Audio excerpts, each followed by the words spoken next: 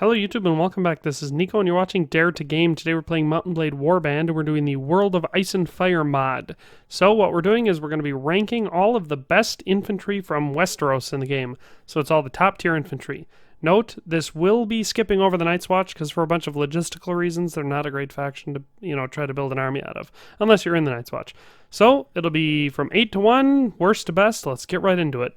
So at number 8 we have the Westerlands Elite PIKEMEN, which is the top tier infantry unit for the Westerlands. As you can see here, we've got all their attributes, their level, everything up on screen. You can see their proficiencies over on the side. Not too bad for the one-handed and the pole arms, but everything else is lacking. You can see that the armor is pretty standard for them. They have the pauldrons and the helmet and then the greaves, but other than that, it's pretty light. So let's see them in combat. So a little bit about the Westerlands Elite Pikemen. They are level 32 troops, so pretty high actually. And they have a weekly cost of 30 stags, so already getting pretty expensive. And they have their sword proficiency is 222, which is one of the, it's the lowest on this list. So that's one of the reasons. I should mention that the factoring system for ranking in this is based off of 5 different qualifications, including cost, their combat damage, their armor, their availability, their training, like how much time and money and everything that goes into it. So that's all accounted for in this ranking system. I find it to be pretty accurate. So let's just watch them do what they do. A couple of pros for this, the Westerlands Elite Pikemen. They don't take as long or as much money to upgrade as many other units on this list, and their pikes actually give them an increased reach. Their biggest weakness is that they don't have great chest armor. A lot of the other troops on this list have plate or something that defends pretty well, but these ones do not. They actually have just basically a padded gamson with pauldrons on it. So that is it for number 8. Let's move on to number 7. So coming in at number 7 we have the IRONBORN Marauder. Again, this is going to be the top tier infantry unit for the Ironborn. So this is the army of the Greyjoys. These ones have a lot of benefits and everything. We'll get into that. As you can see, one-handed damage over there is pretty dang high, as is their two-handed, because they oftentimes will use two-handed weapons, but the other ones are pretty low. The Ironborn Marauder is a level 31 troop, so a little bit higher, or no, a little bit lower than the Westerlands Elite Pikemen. They cost 28 silver stags per week per unit, so they're, again, pretty expensive, a little bit cheaper than the last one, though. And they have a one-handed proficiency of 226, so again, that's just a little bit higher than the last one. They're a pretty decent troop, in my opinion. The only problem is the Ironborn being a warring nation, I'm almost always at war with them, so it's kind of hard to recruit them sometimes. But they do have a couple benefits going for them. One of which being they have pretty decent armor on the whole. Their helmets aren't great, but their chest plate is pretty good. It's a little bit above average for the game, but they have those great tower shields which can block basically their whole body, so especially assaulting castles and in open combat against archers they shine pretty well. They also are armed with that big heavy one-handed axe which they can use with the shield, and in addition to that they have a special variant of a bastard sword which only the Ironborn have access to, which increases their reach out longer than any other troop on this list. So they've got a lot of benefits that way. Again, for weaknesses, they don't do as much damage as a lot of the other infantry on this list, and they can be hard to recruit in large numbers. But that's all for number 7. Let's move on to number 6. So at number 6 we have the Vale House Guard, basically just the Vale Knights of the Gate without a horse. This is a great troop. They're pretty heavily armored, but they don't suffer a heavy armor penalty. As you can see, power strike is 7. And over there in proficiencies, you can see that they are very versatile. Except for crossbows, they have a high proficiency in every weapon type, meaning they're good in a lot of applications. So let's see them in combat. The Vale House Guard are a level 31 troop, so that's the same as the last ones. Pretty decent. They take 28 silver stags per week. That's their maintenance cost, or their pay, as one would say. So again, a little bit cheaper than the first one on this list, but still pretty expensive when you think about it. And they have a one-handed proficiency of 226, putting them equal with the Ironborn Marauders. But they didn't suffer that heavy armor penalty, so it puts them slightly ahead of them in my ranking system. They're an all-around really good unit for a lot of reasons. One of which, because, like I said, they don't have a heavy armor penalty. They move faster, can strike faster, and that adds to their advantage. Unfortunately, they do just have the arming sword, and it's got a pretty short reach, but they have those nice big kite shields that cover most of their body, and under that, they have plate gauntlets and greaves, plate body, and a full face helmet, which offers them better protection than most troops on this list. Another added benefit is that they're pretty widely available, because if you've played this mod before, you know that the Veil doesn't really get involved in most of the wars, just like in the books and movie and everything, or books and TV shows, I should say. And that means that it's pretty easy to recruit Veil units throughout the entire game, so it's pretty easy to build up a nice big army like this. But that does it for number 6. Let's move on to number 5. So at number 5, we have the Reach House Guard, which could be described as the quintessential middle-of-the-road infantry unit. This is the top tier for the Reach, but it's a little bit better than the previous ones and a little bit worse than the next ones. So let's just jump into battle. So the Reach House Guard is a level 33 troop, so we're starting to move up a little bit higher there. And they cost 32 silver stags per week. That's their wage. And they boast a pretty impressive one-handed proficiency of 243, which is not bad. As far as armor goes, they're pretty well armored, not quite as good as the Veil ones, but they have that nice big kite shield, which helps cover most of their body.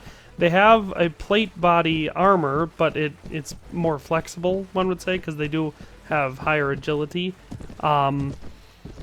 Their helmet is okay, but it's not full face, so they do have a tendency to get picked off headshots pretty easily. But like I said, they're fast, and they do hit pretty hard. They have a higher, one-handed proficiency.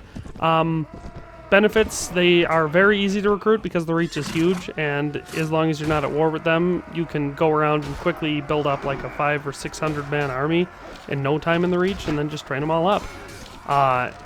No real downsides to these ones other than, what I said, like the open face helmet and such, and the shorter reach of their swords. So let's move on to number 4. So at number 4 we have the Riverlands House Guard, the top tier for the Riverlands, as one could guess. Not much to say about these guys. They're pretty similar to other Riverlands troops, light armor and no helmets. But let's jump into combat. So the Riverlands House Guard are a level 29 troop, so a little bit lower than we've been going so far. They do cost a decent amount, coming in at 25 stags, but again, that's the lowest on this list. So they are the most affordable, but still pretty expensive, especially if you build up a nice big army. They have a one-handed proficiency of 244, putting them slightly higher than the Reach, and they do actually do pretty well. As far as armor goes, like I mentioned before, they have the light leather armor, which does allow them to move quickly, and their stamina doesn't deplete as fast, but it also means they can't take as many hits. And unfortunately, they don't have a helmet. They just wear a chainmail coif, which I'm not a fan of. I mean, it's better than not wearing anything at all, but still, it could be so much better. They have the advantage of those big round shields, which help, because they cover not only themselves, but they help block around them. I like using the Riverlands House Guard in a shield wall. I find it very effective. Their arming swords aren't the best, and they're pretty short, so their reach is pretty limited. But, that just comes with the territory of being from the Riverlands. They're not really known for their quality.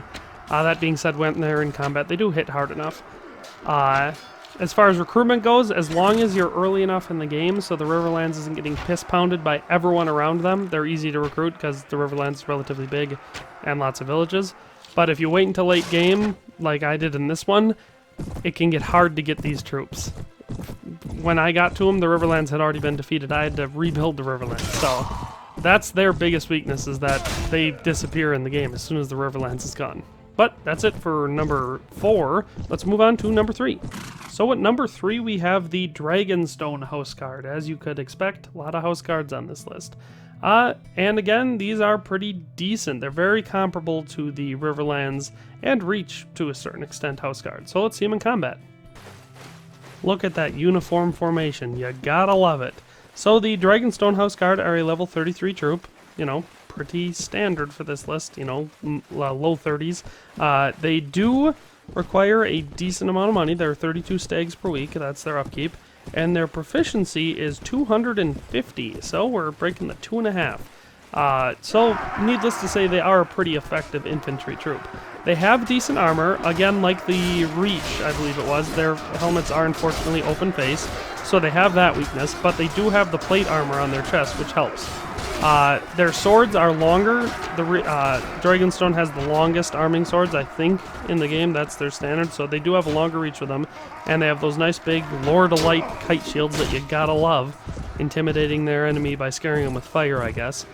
Yeah, so that's great. Unfortunately, Dragonstone doesn't start off with many villages, and if it doesn't go great for them, they can quickly be down to 1 or 2, so recruiting them can be an issue, but they don't take terribly long to upgrade, and even when there were only a couple villages, like in my playthrough, I experienced, like, I'd go to one village and they'd have 160 recruits for me, so that was nice. But other than that, there's not much to say about these guys that hasn't been said about the other troops, so let's move on to number 2. So at number 2, we have Bobby B's boys themselves, the Stormlands House Guard. So these are the best infantry that the Stormlands have to offer.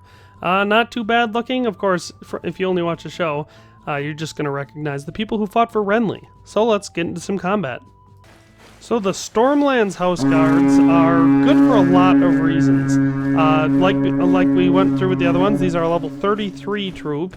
And they take 32 stags per week, that's their wage, and they have a beauty one-handed proficiency of 250, just like the Dragonstone House Guards. But unlike the Dragonstone House Guards, these guys have a lot of benefits. First of all, they got those steel greaves, and I think steel gauntlets, along with their, padded plate armor, which makes up a pretty decent suit of armor. Then, unfortunately, they do have the open-faced helmets. These ones are a little bit more closed off, so they have a smaller target to hit. They have those nice tall kite shields, of course, these ones having the Baratheon Stag instead of the Lord of Light. So a lot of benefits, right there. Another huge one is that they're super easy to build up a large army of, these guys, because the Stormlands is huge, and generally speaking, I never have problems getting recruits there. So that's great. But the biggest and best advantage to these troops over many other ones on this list or in the game is that instead of using swords, they use maces, which makes them extremely deadly against armored opponents. Where it'll take, 5 or 6 strikes for most of the other troops on this list to kill an armored opponent, it only takes 1 or 2 for the Stormlands House Guards because those maces are so overpowered. But that is it for number 2, so let's move on to the biggest and baddest at number 1. Well, if you hadn't guessed it, at number 1 we got the badasses from the Great White North themselves, the Northern House Guard. These are the backbone of the Stark military. So let's just jump into combat and see these guys in action. So I was surprised when, after I did all my ranking and all the numbers came out, I was surprised to find the North guys in the lead. But it doesn't actually shock me once you think about it. For one thing, they've got a whole nother tier of upgrade over all the rest of them. Whereas all the rest of them end on that 1300 tier upgrade, to get to the House Guards. These ones have a tier after that one. So they're a whole nother tier above. As far as all of their info goes, like I gave before, they are level 39 troops, so significantly higher than the rest. Their cost is 43 stags, so again, way more expensive than the rest on this list. And their one-handed proficiency is staggeringly 272. Making it one of the highest in the game, at least for one-handed. So they're great for that. As you can see here, I'm doing a siege, which, to be fair, probably isn't their strong point, at least not without any archer support, but they do, manage pretty well on their own. They have good armor on the whole. They have the steel selle helmets, which are open face, but offer good protection on the, top and the sides of the head. They have their boiled leather, and unfortunately, unlike the lower level troop, the one right below it, they don't have that gorget and pauldrons, but they make up for it with their flexibility, speed, and durability. So that is the Northern House Guard at number 1, making it the best infantry unit in Westeros in this mod. Congratulations on making it to the end of the video. If you did, I can assume you liked the content, and hopefully you'll subscribe and turn on the notification bell. If you haven't already, check out these links I have on the screen to see me on Twitter, Facebook, and Instagram. If you like my content and would like to support what I do here, there's a link to my Patreon account in the description, and a donation would be much appreciated. In any case, thanks for watching and have a nice day.